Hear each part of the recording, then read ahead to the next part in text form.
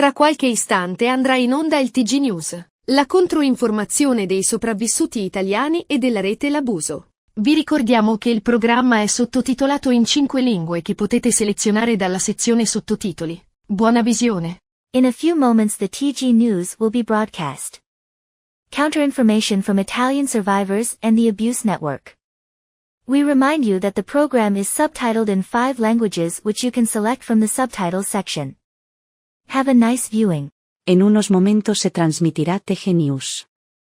Contrainformación de supervivientes italianos y de la red Abuse. Te recordamos que el programa está subtitulado en 5 idiomas que podrás seleccionar en la sección de subtítulos. Buena visión.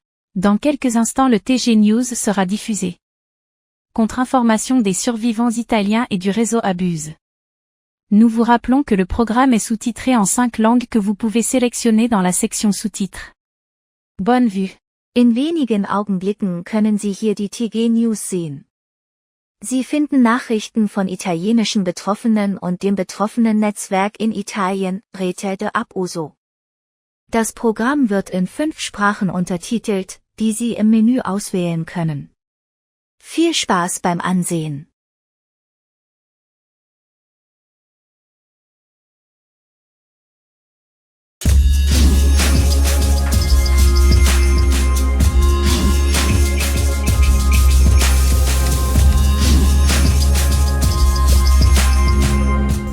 L'arcivescovo William Elori era seduto in silenzio lunedì mentre i sopravvissuti ad abusi sessuali violenti per mano dei sacerdoti e del personale impiegato dell'arcidiocesi di Baltimora raccontavano le loro storie. Una donna ha raccontato che i suoi abusi sono iniziati in prima dell'elementare, un'altra che il prete la minacciava abitualmente con una pistola e che una volta le ha tenuto la testa sott'acqua vicino alle eliche di una barca per farla tacere sui ripetuti stupri. Un uomo ha descritto come gli abusi subiti da adolescente lo abbiano portato a un percorso di distruzione che lo ha perseguitato per anni. Tutti hanno affermato di vivere ancora oggi con la depressione e gli incubi legati agli abusi subiti. I sopravvissuti agli abusi sessuali hanno combattuto per questa opportunità da quando l'arcidiocesi di Baltimora ha dichiarato bancarotta lo scorso autunno, pochi giorni prima che entrasse in vigore una legge del Maryland chiamata Child Victims Act. La legge consente ai sopravvissuti di fare causa indipendentemente da quando è avvenuto l'abuso. Lori ascoltava attentamente mentre i sopravvissuti raccontavano le storie di come le loro vite e in alcuni casi la loro volontà di vivere furono portate via per mano dei leader della chiesa di cui si fidavano. Sono venuto come sacerdote, come pastore e come qualcuno che spera che questo possa contribuire in qualche modo alla guarigione, ha detto l'arcivescovo.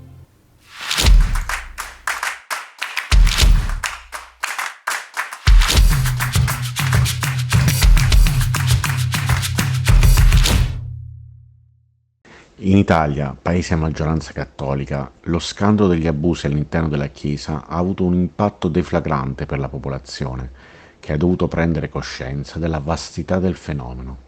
Secondo i dati diffusi nel 2022 dall'Osservatorio Permanente della Rete L'Abuso, in Italia sono 325 i sacerdoti denunciati per pedofilia e 161 sono stati condannati in via definitiva, ma sarebbero migliaia le vittime di violenza sessuale da parte di membri del clero. A differenza di quanto accaduto in Francia nel 2018, in Italia non è mai stata avviata un'indagine indipendente che potesse far luce sulla reale portata del fenomeno degli abusi nella Chiesa, ma sono stati pubblicati, sempre nel 2022, solo i risultati di un rapporto che si basa su alcuni casi segnalati alla Chiesa stessa tramite i suoi centri d'ascolto fra il 2020 e il 2021. Secondo tale report vi sarebbero state 89 segnalazioni di molestie a carico di prelati e 613 fascicoli aperti, ma i dati forniti dalla CEI sono ben lontani dalla realtà.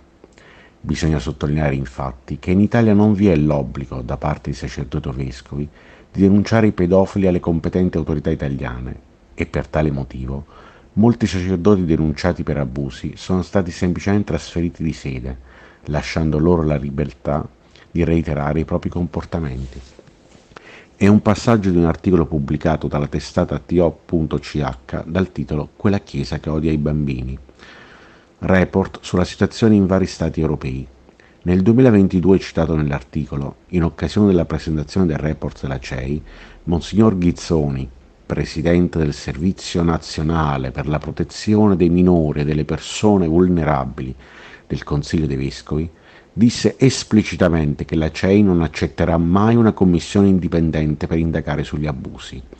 Per Ghizzoni e la Conferenza dei Vescovi Italiani, solo loro possono indagare, solo loro possono occuparsene, solo loro possono esprimersi. In sostanza, la posizione dei vescovi italiani che gli unici autorizzati o dotati delle competenze necessarie per svolgere indagini sulla Chiesa sono gli stessi chierici, ha sottolineato in un articolo già citato in una precedente edizione del TG, wordcrunch.com. In questa prospettiva, la prevenzione, di per sé giusta e necessaria, serve soprattutto come alibi per non far luce sul passato.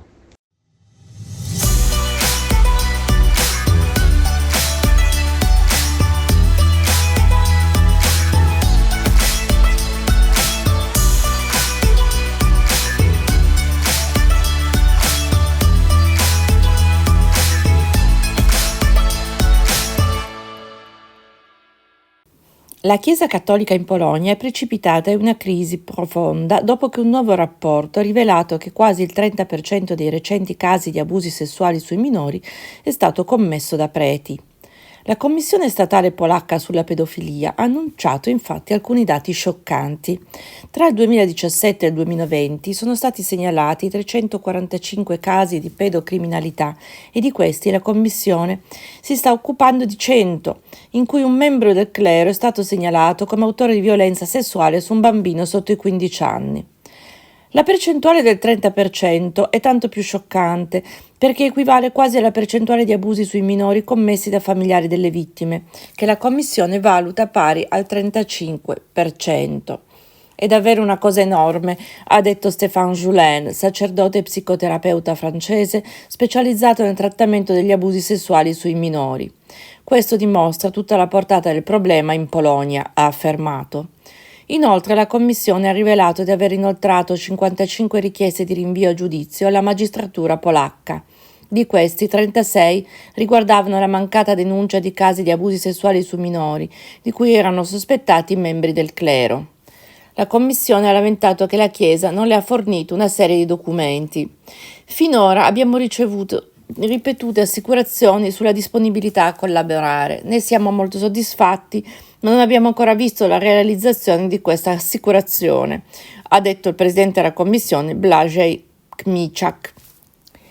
Anche se costretta ad andare avanti su questi temi, l'istituzione polacca resiste e persevera in un sistema di coperture di questi scandali, ha detto Joulin, che è convinto che le cifre appena annunciate siano solo la punta dell'iceberg.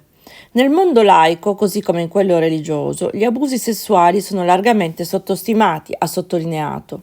Questo è particolarmente vero in una società radicata nella tradizione in cui la Chiesa e la famiglia svolgono un ruolo importante. Nessuno vuole offuscare l'immagine di queste istituzioni, ha detto il sacerdote terapeuta. La Chiesa polacca è scossa da quasi 2 anni da una grave fiducia nei confronti della sua gerarchia. Il documentario del giornalista Tomasz Sekielski sulla questione nel 2019 ha suscitato indignazione tra i cattolici polacchi.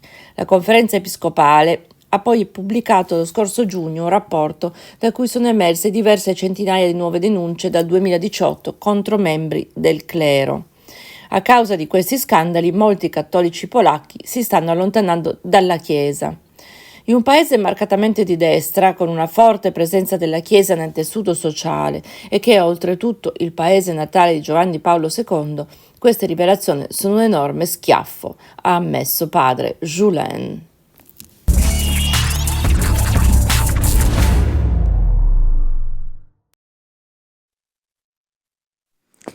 Decapitato il vicariato di Roma, il cardinal vicario Angelo De Donatis è stato nominato da Papa Francesco a penitenziere maggiore in Vaticano e il gesuita Monsignor Daniele Libanori, finora vescovo ausiliare per il settore di Roma Centro, diventa assessore del Santo Padre per la vita consacrata, un ruolo che non ha precedenti.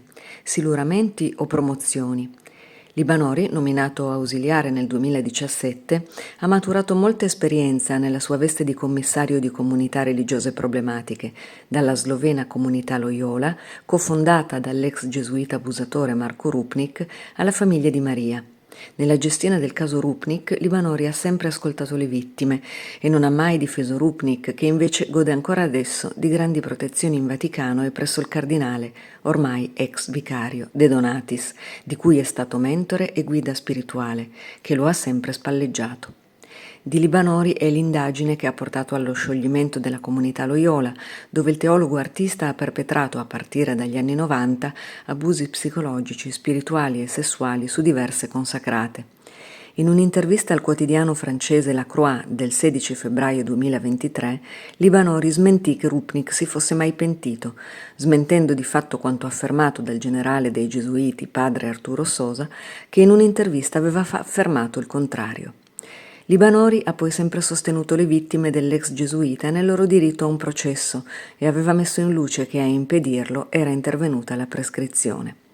Il Papa, che ha sempre protetto Rupnik tanto da incontrare non le vittime ma la presidente del centro Aletti di Rupnik, lo scorso ottobre quella prescrizione l'ha tolta per rendere possibile il processo. Forse ha cominciato a nutrire dubbi sull'innocenza di Rupnik, forse ha capito e apprezzato la posizione di Libanori e lo ha voluto valorizzare ora con un incarico di rilievo al suo fianco, ma si capirà solo con il tempo. Quanto alla rimozione del cardinal vicario De Donatis, quasi certamente in questo caso si tratta di un siluramento. La penitenzieria apostolica è infatti un organismo antico e prestigioso, ma di scarsa rilevanza su un piano politico.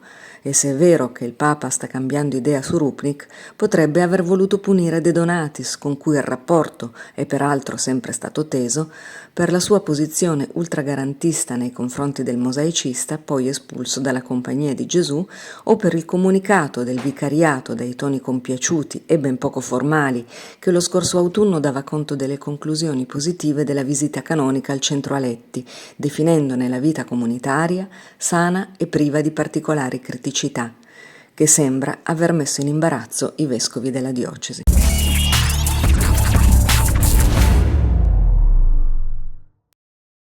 Per questa edizione è tutto, grazie per averci seguito. L'appuntamento è per sabato prossimo alle 12, avete l'Abuso News. Vi auguriamo un buon weekend.